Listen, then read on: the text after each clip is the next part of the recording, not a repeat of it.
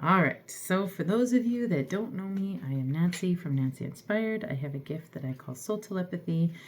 I can hear what your soul is trying to tell you for your own highest and best good, your own evolution.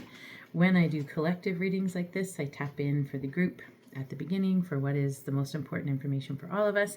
And then in the second half of the live, I tap in for some individual messaging.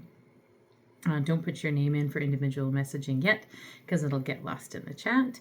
I'll let you know when I'm ready. And without further ado, I like to connect with you to get started. So I'm just going to ask, can I, may I, and shall I do a collective reading for my Insight Timer friends and family, both those that are listening now and those that come on later? Yes. Is there any reason why I shouldn't at this moment in time? Can already feel it switching directions. Here we go.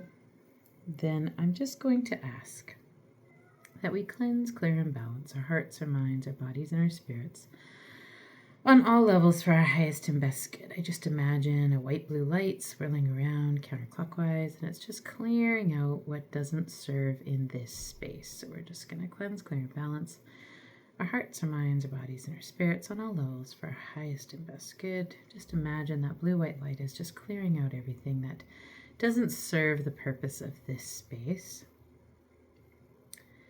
And as we're clearing that out, we're also just clearing any energies or entities, anything that does not belong in this space with us right now, at this moment in time. All right, then we switch directions and the light switches directions. It starts moving clockwise around us, and it's a warm, kind of goldy light, and it just fills up the space with love and light and blessing, and it creates a little bubble of protection so that as we open up to each other in this community, we are protected energetically with love and light and blessing. All right, let's begin. So, hello. Let's see who else showed up. As I was doing that, hello, Marika and Marina and Julia from the north of England. Lovely. I was actually just looking. My screensaver was a castle from the UK. Where it says, "Do you want to know more about this picture?" And that's what it was. It was a castle in the UK. It was beautiful.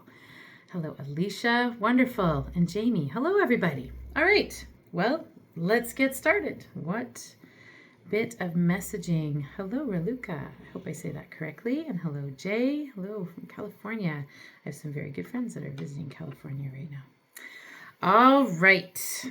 Let me just tap in. What do I hear for us today? Where do I hear it for us today?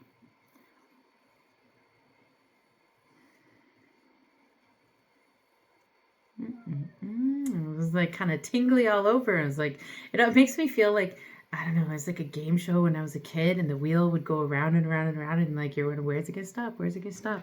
That's what it's feeling like today. It's kind of like, we can talk about this, we can talk about this, and kind of tingly all over. Where are we looking today? Where are we looking? All right. We are looking in the heart chakra. Well, it's kind of between the heart and the throat. All right. Okay. All right. This is some messaging for today. So this is what I'm hearing, is that we need to remember that we are all unique individuals. We are all divinely created, unique individuals. When I was working on my course that I wrote for Insight Timer, the Joy Blueprint, Inspiring Happiness, if you're interested, I can, why don't I do the little tag? Hold on. Da, da, da. There we go. I learned how to do postcards a while back. Okay. When I was working on this course, the last session is about recognizing our divine nature. And what I'm hearing in the heart and in the throat, it's kind of between the two, is that it's important for us to remember that our uniqueness is the gift, as opposed to the things that bring us challenge. Now, that said, there are lots of parts about us, I'm sure, that bring us challenge. But those very things are also the things that is our gift. So when I was researching for the course, what I discovered, and I don't remember all the numbers now, that there are the chances of you being you exactly the way you are with genetic makeup and everything is like almost zero to ever happen again. Like it is like infinitely impossible to have the exact same everything again. And it has to do with, I think there's like 8 billion possibilities of genetic combinations from your parents. And then there's also something called meiosis that your cells go through that that create, you know, the differentiations and stuff. Then there's also the miracle of actual conception, and that, you know, all the timing has to be right and whatnot in order to make things happen. The reason why this is coming up right now is that for some reason, right now, people are feeling their differentness more than their sameness. So deep down, we are all flesh and bone and soul and you know, a mass of experiences and emotions. We are all the same in that way. And then we are all different because of how we're made and our experiences and whatnot. And right now I'm hearing that we are feeling our differentness more than our feeling our sameness. And that it's important to recognize that it is through not our differences in terms of disagreements, but through our different perspective, experiences, understandings, how we view the world. That is the very way that we need to connect. We are all different and unique because we all serve a different purpose. And I know this sounds like kind of like rhetoric where I'm like, yeah, we're all wonderful. We are all wonderful. But, all right, here to tell you a story like I always do. You know, it's funny because I actually just did a reading for somebody and this came up in their reading as a story to tell them. So I guess I'm telling it to you too. So self-diagnosed, but fairly certain I have fairly severe attention deficit disorder. All my life in school, it was, oh, she just pay attention. If she just learned to focus, she's really smart, but she has to learn to focus, right? There are lots of times when I'm doing my job, I'm a school administrator, that I feel my ADHD being a challenge in that, you know, sometimes I forget things, sometimes I lose sense of time, sometimes it's hard to concentrate on stuff, you know. But as much as that feels like a problem sometimes, all the gifts that my ADHD gives me, in that I believe my intuition, even the gift I have right now that I'm sharing with you, I think comes from the ADHD.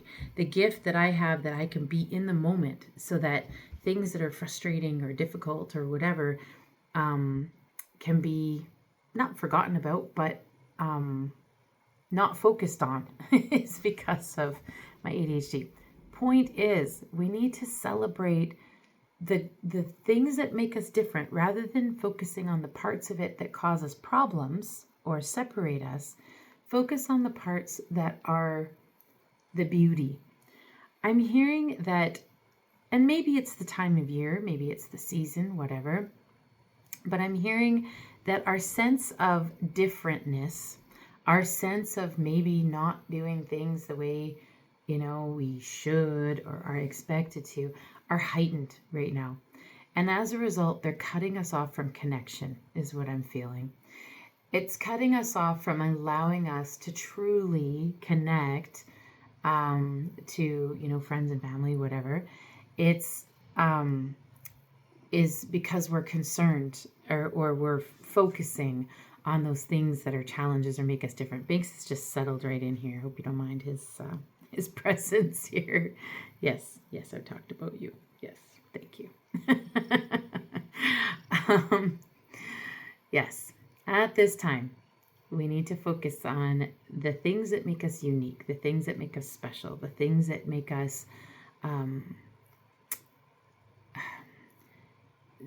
I was going to say valuable, but I don't want it to come off as like we all have value, but sometimes it's the very things that set us apart, the very things that we struggle with are the very things that are valuable. So sometimes when someone is different, they think differently, maybe neurodiversity, maybe they're on the autism spectrum, maybe, whatever. When someone doesn't fit into that norm bubble, sometimes we think of it as a challenge. But look at all of the beauty and the learning and the different perspectives and the true connection to being human when you're different, when things aren't the way it's expected to be. What a beautiful gift.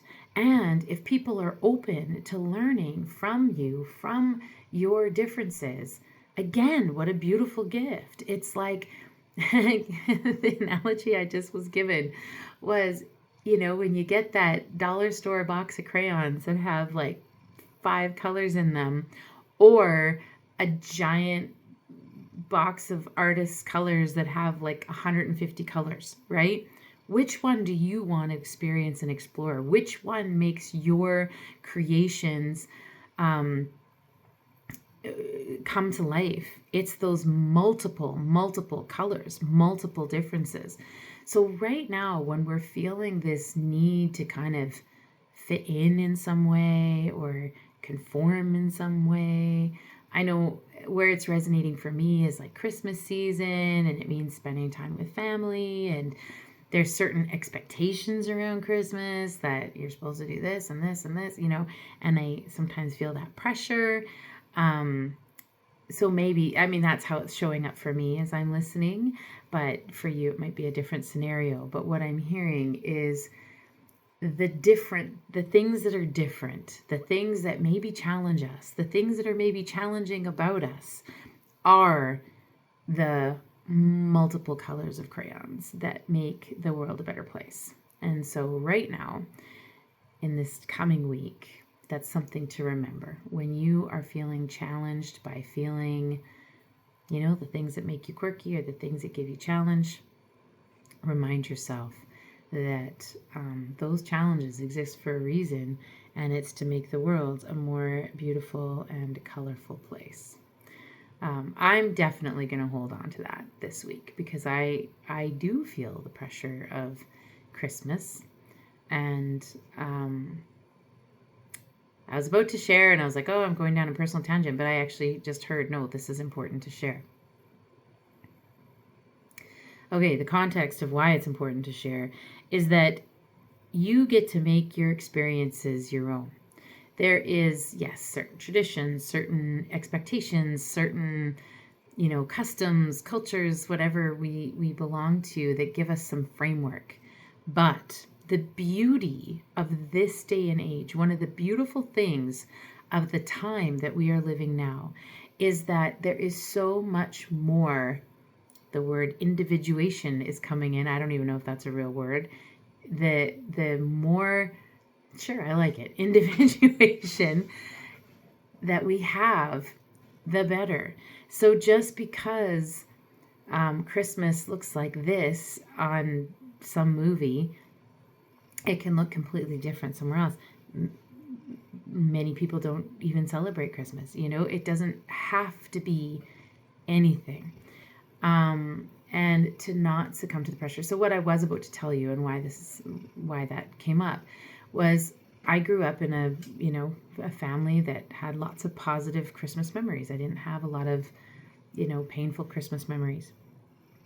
The year I got divorced, Christmas changed. I became very aware of how many people suffer at Christmas, how many people feel like their family is somehow inadequate, or their paycheck is inadequate, or their life is inadequate because we are pressured to feel a certain way. And I became really aware of how painful Christmas can be, that I stopped sort of finding the joy in Christmas, and it kind of became a chore. Now with my granddaughter and whatnot, I've kind of come back around to experiencing the joy of Christmas and recognizing the joy it does bring, of the holiday season, because I know there's lots of people that, celebrate different holidays, not just Christmas. But with anything, we need the beautiful thing about this time of life, what I'm hearing, and this age of life, is that we are more aware of other traditions, other ways of doing things, that there's no longer just one set way and this is the right way. We have the ability to go, you know what? This is how this person thought creatively about this situation. This is how that family is dealing with this situation. And we have so much more information and understanding and perspective. And right back to the first little part of our reading, in that the very things that make us different is the very things that make our world a better place. That's what we're talking about. If you are struggling for whatever reason at this time with having to be something, show up in some way, allow yourself to explore and think creatively. Is there a way that I can do this that fits within my time, energy, resources, belief systems, whatever, at this moment in time? It doesn't have to be one way. So I know I've shared this story, one of my favorite Zen stories. It has to do with a cat, Binks. Is that there was a monastery. It's a Zen story. There's a monastery where the monks are all meditating, and when they sit down to meditate, a cat decides to come and sit on them, much like, yes, like Binks does sometimes. Likes to come and sit on them and kind of crawls around on them and disturbs them. So they tie the cat up. And years pass, and that's the sort of thing. As they all sit down to meditate, they tie the cat up so that the cat can't bother them. And this goes on and goes on and goes on and goes on and goes on. And eventually that cat passes away. And so they get another cat and they tie that cat up and, do their meditation. Well, at some point, the purpose for tying the cat up was lost. The purpose for tying the cat up initially was because that particular cat disturbed people while they were meditating. It had nothing to do with the cat and the meditation in terms of the quality of the meditation, that if they didn't tie this cat up, other than the fact that the cat bothered them. But it became a ritual. It became a tradition. It became this is how it's supposed to be done. And then eventually, even though that cat was gone, the other cat maybe would have never bothered people or whatever. They continued with that tradition because that's what they knew. At this day and age, we do things because maybe that's what we know, but there are so many other ways of doing it. And so if something is not feeling comfortable for you right now because this is the way it's supposed to be done, then do some looking. How else can it be done? How else can it be done to serve you? And now we're branching into life in general, not just seasons and holidays and whatnot, but hearing to tell you a story, I have a very good friend who has chosen to not be in a relationship or not have children, and she's constantly pressured. And what's wrong? How come? Da, da. And there's just things she wants to do in her life that don't involve a relationship. What's beautiful is that in this day and age, that is a choice that she can make. We're no longer in a space and time where you can't own anything without being married. You can't have a credit card without being married. Like, we don't have those constraints anymore. So you really can relook at things. And I'm hearing that there's lots of us, and I go there too, for sure. I'm definitely resonating with this message where I think, I didn't do it the right way, like it's supposed to be like this and then like this and then like this. There is no right way. There's certain things that work better for certain people, and there's certain situations that work better in certain situations, but there is no longer a right way.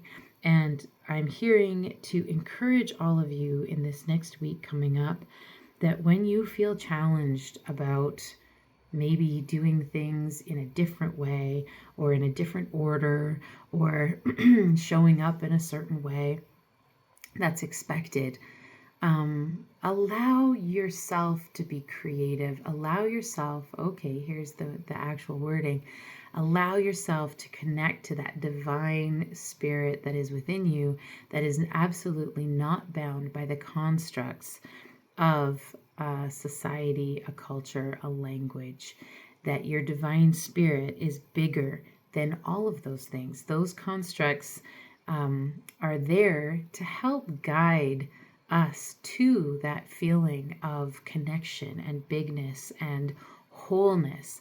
Those constructs are designed as a ladder to help us get there when we don't know how to fly. Oh, I love that wording. Oh, I love that wording. Those constructs are there to be a ladder when we forget how to fly. Because when we are truly connected to our divine sense of self and our divine being, we don't need the ladder. We can fly. We can rise to wherever, whenever we need to at any time. Those constructs, those traditions, those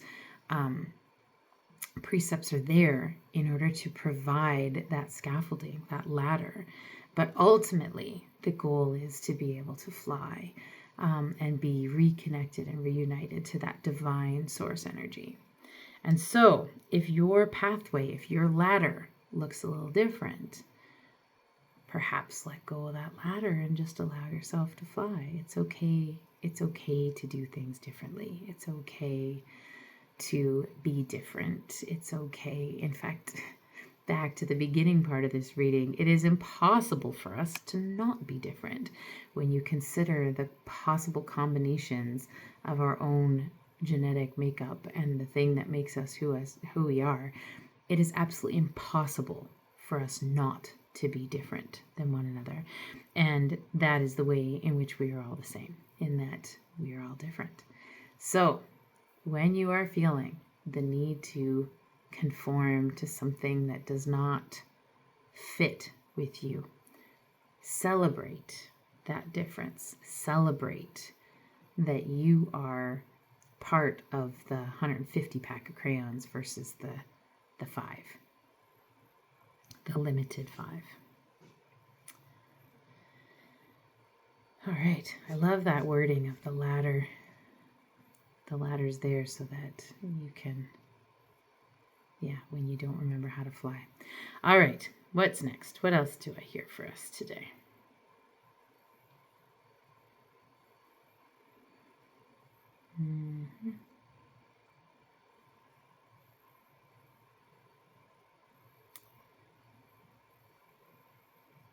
Okay. So at first I became aware of my feet, and I was like, okay, my feet are a little cold. What's the story?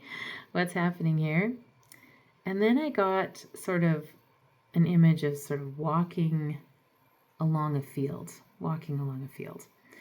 And the idea of planting seeds, and you reap what you sow.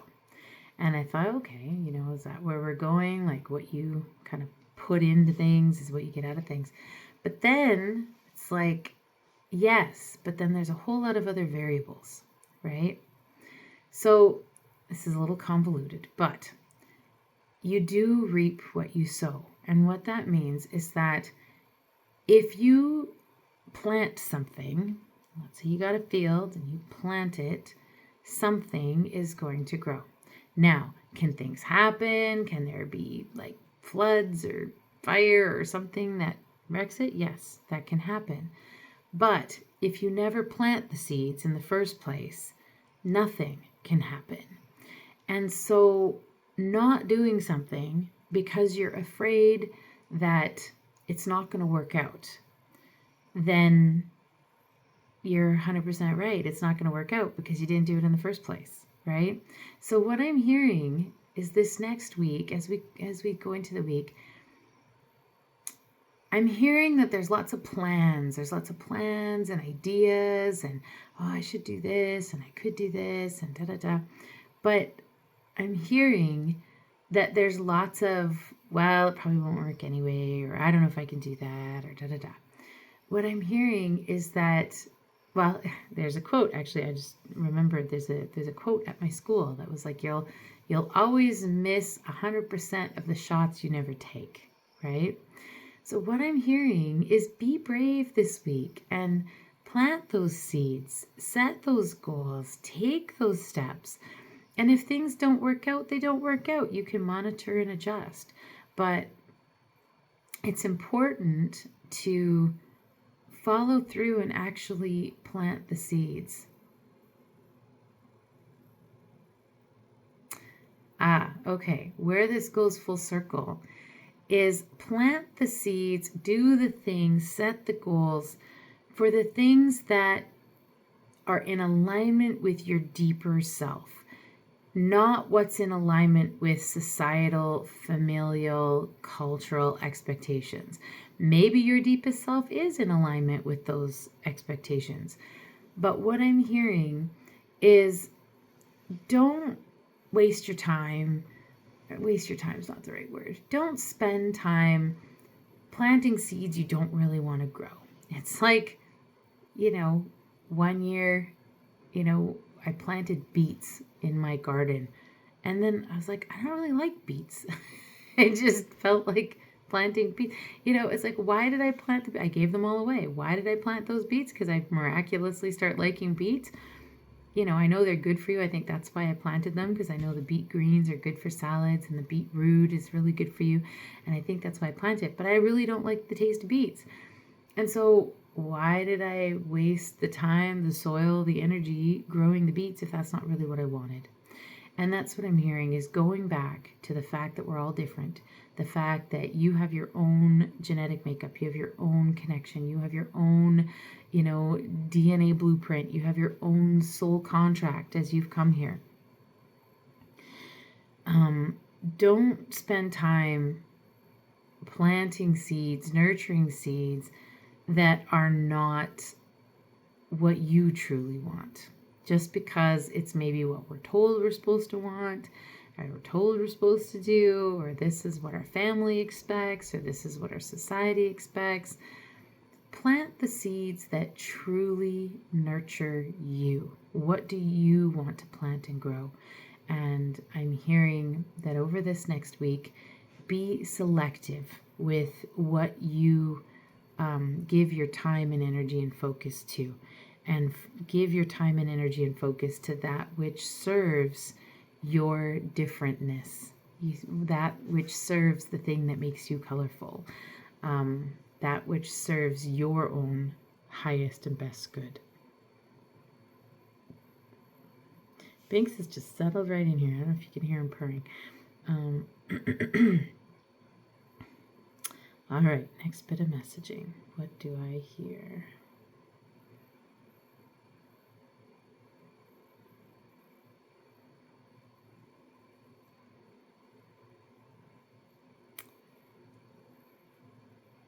Okay.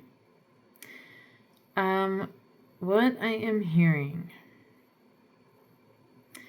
is over the next week, be aware of the urge to commiserate.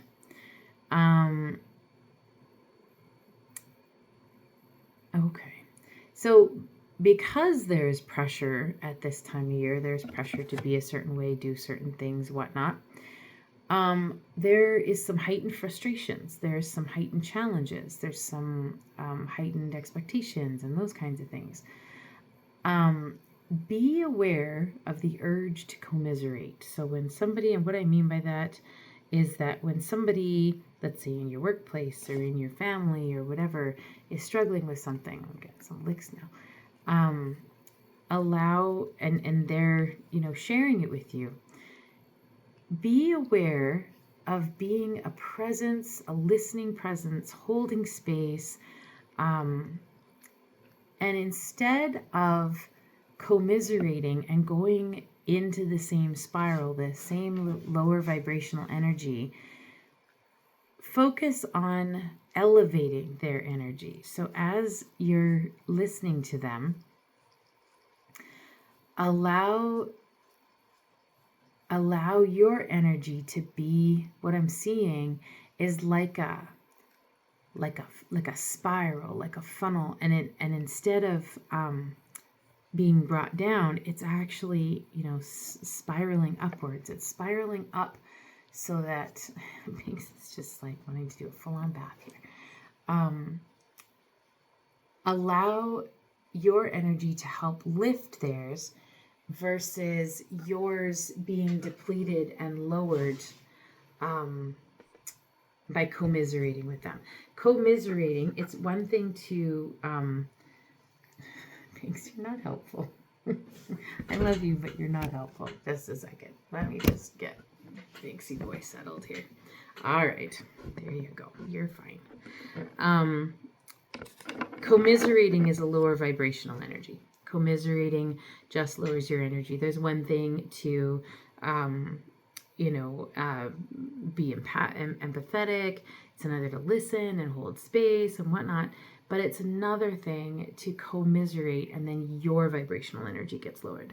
So this week, when someone's having a problem or a struggle, instead of matching their lower vibrational energy and then finding, similar things that, I can relate to that because of this, instead, allow yourself to kind of imagine as you're listening to them that you're sort of wrapping them in, I'm seeing a green light spiraling, and sort of wrapping them in that green light and lifting them up instead. So as you're listening and as you're holding space for somebody that's having a struggle, and what I'm hearing is as you do that, you're going to find that they become less attached and connected to their struggle. And the less connected and attached to their struggle they are, the higher their energy is going to rise, which in turn will elevate your own energy. Because when we're around higher vibrational energy, our energy rises.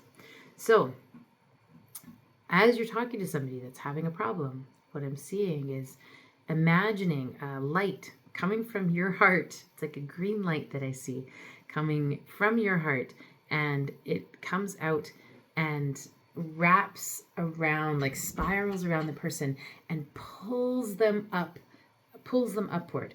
So when somebody is struggling and you're holding space and listening, help elevate their energy. And as you do that, you will then elevate your own energy, which is what it's all about. It's all about us trying to elevate human consciousness, one person at a time, starting with ourselves. And by commiserating, we lower the vibrational energy by imagining a green light coming out of our heart, like the Care Bear stare, coming out of your heart and enveloping them and lifting them up. That's going to change their frame of mind. It's going to help them reframe. And as a result, it's going to help elevate your own energy. Yes, I'm just going to check the chat for a second. Tessa, definitely helpful this week. Yes, I feel the Care Bears, Marina. Yes, I feel, that's what I'm hearing for this week, that's something we have to look at. Don't hop on the complain train. Choose to fly high instead. That pretty much summarizes the entire reading so far. Good. I'm glad I hung out for that last message. Oh, I'm glad that's valuable for you. It's definitely valuable for me. Alicia did a beautiful summary. Plant the seeds and water them with love, grace, and gratitude. Watch them flourish into a beautiful crop. Don't dig them up before they begin to shoot. Sit in divine knowingness that is unfolding within your vibrational energy. Yes, beautiful messages.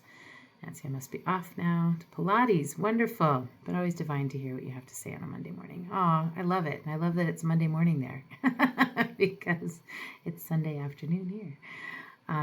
I love how these lives make me so aware and have helped me to understand the limits of our constructs of time, that time is not nearly as linear as we think it is, that, past, present, and future all exist in the same space, as Alicia is going off, it's Monday morning there, and which is future for me, so it's just a beautiful way to remember that we are all connected that way. Okay. Any other bit of messaging for us as a group today?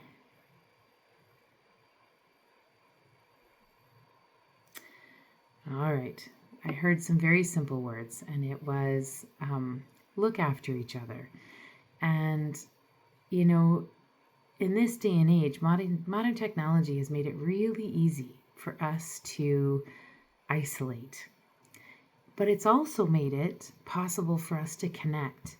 And even right now, like we're all in our own spaces, but we're all connected energetically and, here in this container, in this space. what I'm hearing is that loneliness and heaviness is very prevalent. And sometimes even the happiest, brightest people are feeling lonely, right? And I'm hearing, make an effort this week for yourself, if you're feeling low or lonely, to reach out and make connection, but also look after each other. Find ways to connect. Message that long lost friend. Message somebody that you've been thinking about, that crosses your mind, that you haven't reached out to. Maybe it's your family, trying to, spend time or connect or something.